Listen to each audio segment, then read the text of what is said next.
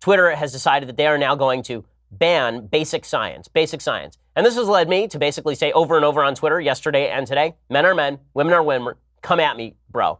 And if Twitter wants to ban me for saying that men are men and women are women, and that biological sex is a thing, and that the term gender is a made-up term by social justice warriors that has no actual social science data to back it, right? If by gender you mean. So all of transgenderism, all of the transgender civil rights movement is based on deliberate misclassifications of various terms.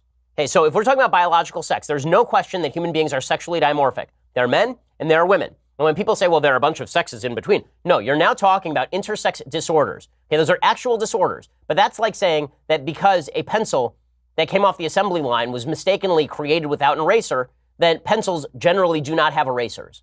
Or if a pencil came off the line, it didn't have lead, that pencils don't have lead. The definition of a pencil is that it doesn't have lead.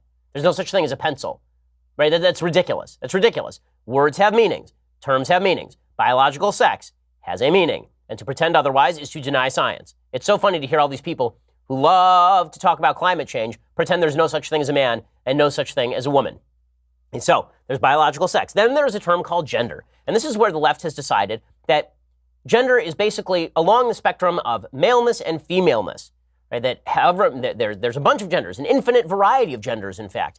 The amount that you are male or the amount that you are female and carry certain characteristics. And we are all different these ways, right? Because there are some men who are more manly men and they love man crates, right? And then there are some men who are more girly men, right? And they love all the sponsors over at Pod Save America, right? There are lots of different kinds of men, right? Male, more masculine, more feminine.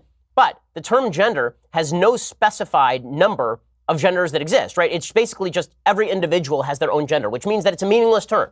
If you just want to say every individual on planet Earth is a mix of characteristics, sure, agree. But if your claim is that now we have to make up a pronoun for every one of you, the pronoun is called your name. We don't actually have to do that. I'm not going to make up a pronoun, zhi, zhig, blag, flug. I'm not going to do any of that. Now, I'm going to use biological terms because biological terms are the terms that we have historically used when we are talking about humans. And using intersex to replace transgender is a complete misnomer.